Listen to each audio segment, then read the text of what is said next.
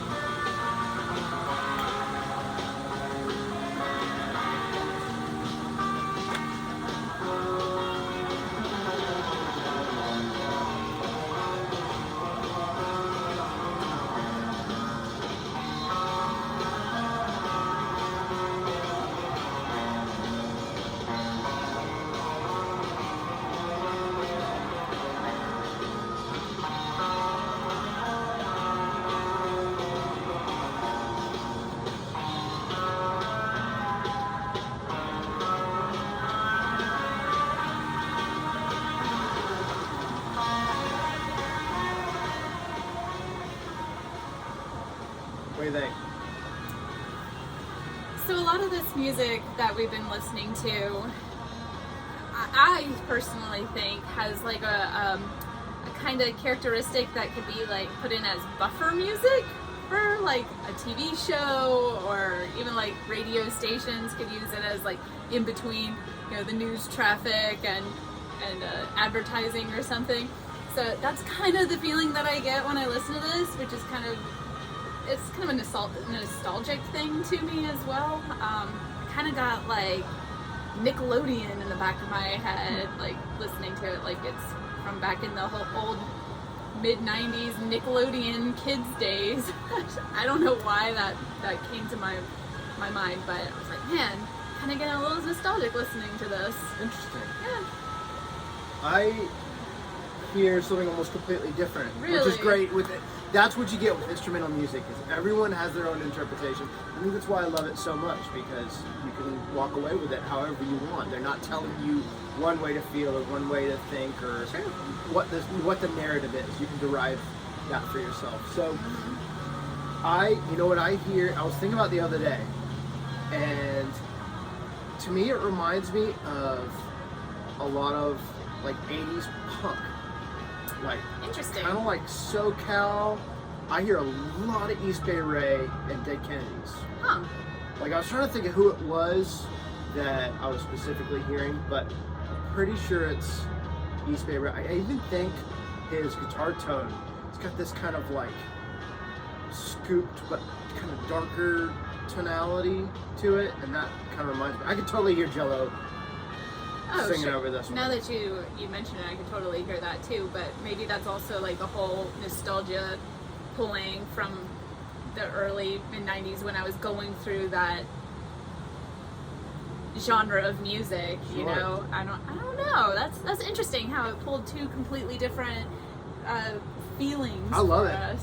I think that's great. I don't know why I'm like Nickelodeon, buffer music, background noise, like basically. Love it. Also, it doesn't help that, you know, we do listen to this type of music when we're like doing stuff around the house, when we're having conversations. So it is kind of like that presence in the background. It doesn't really take away or add to our conversations usually. It just kind of sets like this atmospheric setting behind us. So Sure. that's what I kind of like. We're kind of building a soundtrack for our son's childhood, which is a lot of fun background music. Sure. So next up, we're going to be listening to. We're going to listen to two back to back. We're going to be listening to Sexo En La Playa, which we're actually drinking. Sex on the beaches, or Sexo's En La Playa. This is yet another drink I've never made.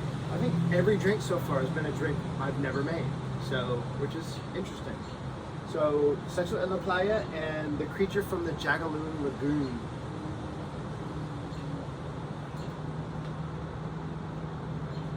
On the nose. Much better than mine. We're doing this now. Intro with some nice waves, setting the mood.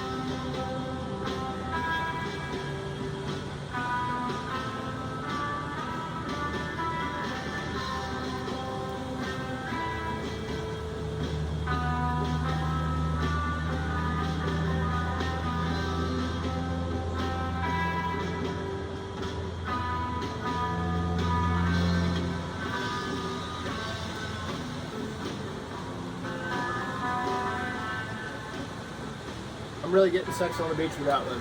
Are you? No? I don't get that. Like, maybe slow dance on the beach, but Yeah, you're probably right.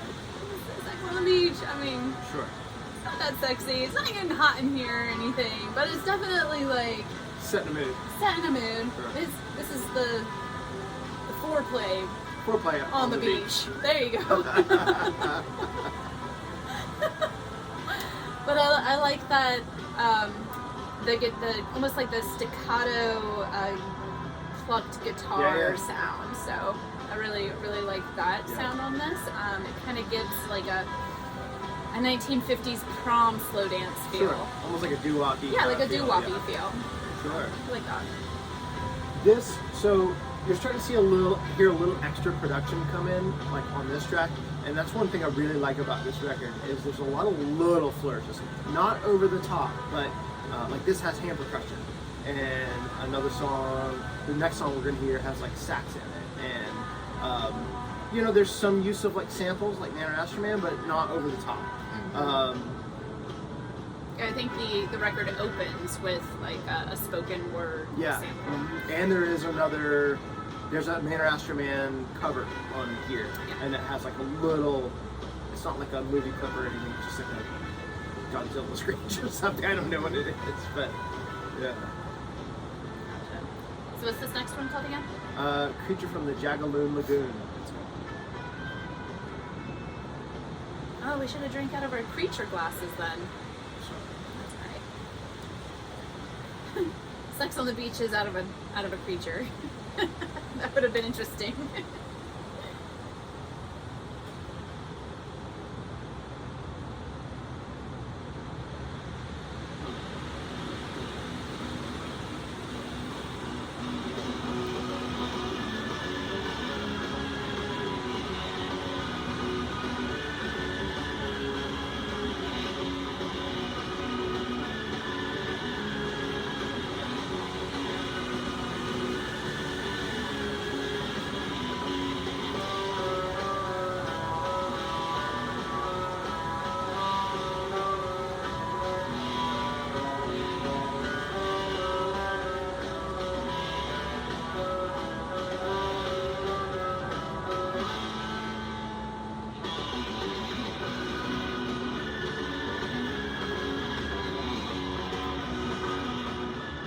That one's got that like cumbia reggaeton beat that I love so much in there. That I love that so much.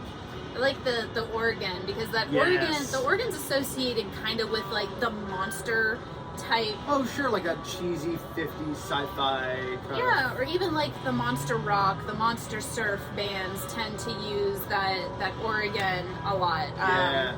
Our friends, the Preachers. Yeah, Preachers. And did I say that right? Preachers. They use that same type of synthy organ like sound. Bomboras, ghastly ones, that sort of thing. Yeah, exactly. So, I think you kind of associate that sound with like the Creature from the Black Lagoon, the Dracula, the Frankenstein. You know, that kind of ominous.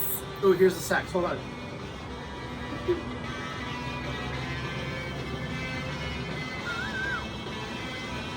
We got a regular Mike Love over here.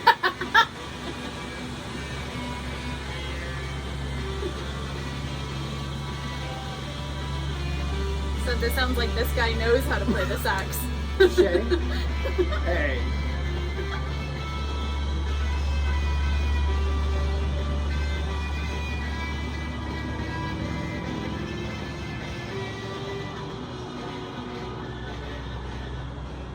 And baritone guitar, sucker for it. It's got that low, and that one sounds particularly great. So again, Is that baritone guitar, or is it just it's not like low? Barry sax?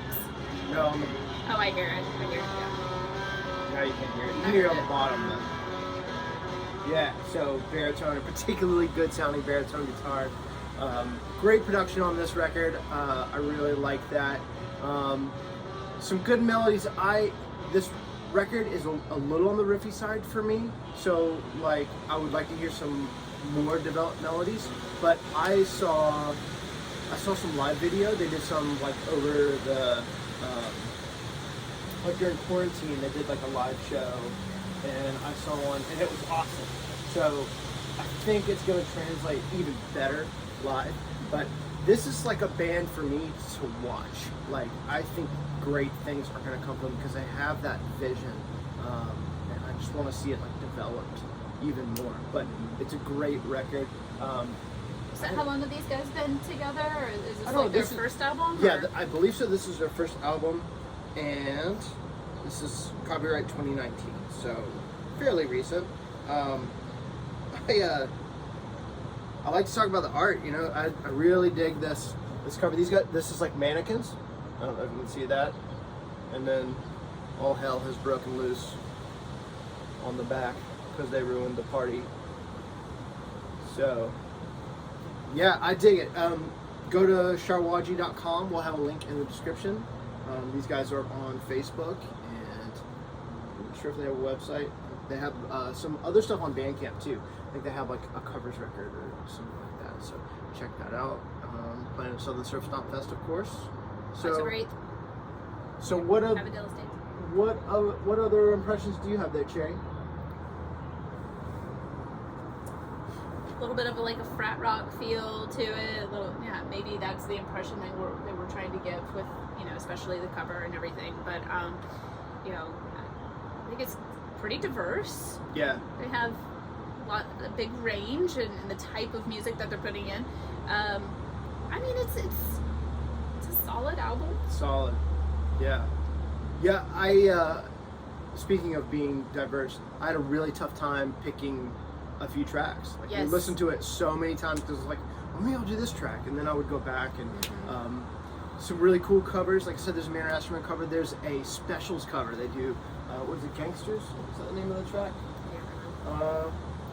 Gangsters by the Specials, the second wave ska band, British ska band. Super cool.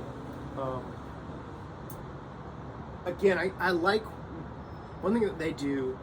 There's a lot of surf groups that are just like aggressive in your face, and I hear a little bit of that with these guys, but it's dialed back. So they're like a really great mix, almost like a traditional, but like an aggressive kind of new surf too. So I think that's really special, and sets them apart from a lot of their kind of peers. Sure. So a lot of Manor Astroman influence, a lot of Dead Kennedys influence, but toned down, not beating you over the head with it. Well, I hope y'all also find that same sentiment as far as being a solid album, and they have a lot of diverse, sounds in there. Totally. So. And also, these guys sent me this record. Again, they sent this, one of the first we're reviewing, and they also got, Stomp Fest. They were supposed to play in 2020, but of course, yeah, world shut down. We didn't have it. So they're playing this year. We didn't have them last year because I didn't want national acts to come in and we'd have to cancel or something because we didn't know what the climate would be. But this year's looking good, y'all. So far, knock on wood. If you like what we're doing, let us know. If you don't like what we're doing, let us know. Give us a thumbs up. If you like the video, feel free to subscribe. You can contact us at southernsurfstompfest@gmail.com. And what would you like to hear reviewed? We're going to be doing finishing out our series. We've still got 3 more to finish our Stomp Fest feature series. But after that, I'd like to do some old school stuff. Sure. So I don't That'll know. be fun. I don't know what the copyright deal is going to be, but we may try and get Jay, our son, to come and guest spot once cool, with us too. And I do have plenty of guests lined up. Yeah. From several groups, several bands, several of my bands, and then other bands as well. Mm-hmm. So that's going to be a lot of fun. Hopefully, we can get them out here on the lanai drinking cocktails with us. And also, I want to give a shout out to the Manacoras, because I knew if I put out my request into the universe of being a bird call impersonator on an album or even in a live setting, it would happen. And the universe has responded, and we're going to try and make that happen because the people want it. The people being me mostly, but several of the Manicoras reached out to me and they're like, "Hey, we're gonna try and make this happen." We're gonna do it. So I'm super excited. So thank you guys. So thank you, Manicoras, for making my wife's dreams come true. Okay, I can see it now. My name in lights.